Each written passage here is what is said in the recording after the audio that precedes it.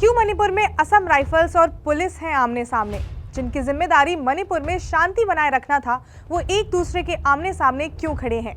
क्या है पूरा मामला, बात करेंगे इस वीडियो में। नमस्कार, मैं हूं स्वर्ण और आप देख रहे हैं अनकट। मणिपुर में मई के महीने से ही कुकी समुदाय और मैती समुदाय के बीच झड़प जो है वो जारी है।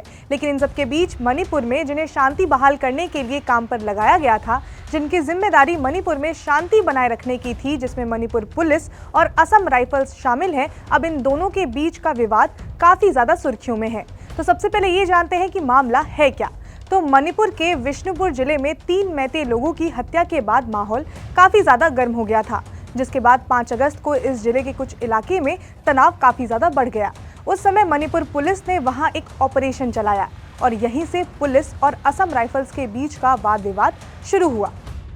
पुलिस का आरोप है कि असम राइफल्स ने उनके रास्ते में अपनी गाड़ियां खड़ी कर दी, जिससे पुलिस के ऑपरेशन में दिक्कत हुई। पुलिस का आरोप है कि इस वजह से कई लोग उस जगह से भागने में भी कामयाब रहे। लेकिन ये बात यहाँ पर खत्म नहीं हुई।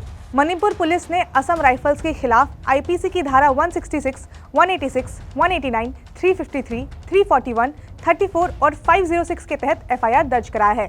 एफआईआर में मेंशन है कि असम राइफल्स ने पुलिस को तब रोका जब वो ऑपरेशन पर थे, जिस वजह से कई लोग वहां से भागने में सफल हुए। लेकिन ये पहली बार नहीं हुआ है।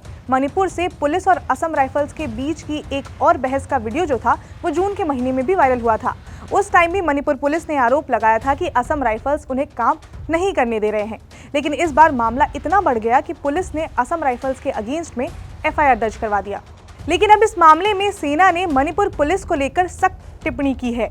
एफआईआर दर्ज होने के बाद सेना की तरफ से कहा गया है कि कुछ तत्वों की तरफ से केंद्रीय सुरक्षा बलों, खास तौर से असम राइफल्स की भूमिका और इरादों पर सवाल उठाने की बार बार कोशिश की जा रही है, जो 3 मई के बाद से ही मणिपुर में लोगों की जिंदगियां बचाने और शांति बहाल करने की दिशा में लगातार काम कर रहे हैं। हालांकि बयान में आगे ये भी कहा गया कि मणिपुर में जमीनी हालत और मुश्किल परिस्थितियों के चलते अलग अलग सुरक्षा बलों के बीच में सामरिक स्तर पर कभी कभी मतभेद होते हैं। ऐसी गलतफहमियों की वजह से कई बार ऐसी स्थिति बन जाती है। इसका तुरंत समाधान कर लेना चाहिए। इस बयान में कहा गया कि पिछले 24 घंटे में असम राइफल्स को बदनाम करने के 2 मामले सामने आए थे। अधिकारियों ने बताया है कि ऐसे कई मामले पिछले दिनों सामने आए हैं, जिनमें अफवाहें फैलाने की कोशिश की गई है। इससे निपटने की कोशिश की जानी चाहिए। मणिपुर में मई के महीने से ही हिंसा जारी है, जिसमें अब तक 150 से ज्यादा लोगों की जान जा चुकी है और हजारों लोगों को हिंसा की वजह से पलायन करना पड़ गया है। इन सब के बीच में मणिपुर में पुलिस और असम राइफल्स भी आमने सामने आ गए हैं। बीबीसी की एक रिपोर्ट की माने तो 11 जुलाई को मणिपुर के 31 विधायकों ने केंद्रीय गृह मंत्री अमित शाह को एक लेटर लिखा, जिसमें उन्होंने असम राइफल्स की जगह राज्य के कुछ अलग अलग इलाकों में अन्य सुरक्षा बलों की तैनाती की बात कही।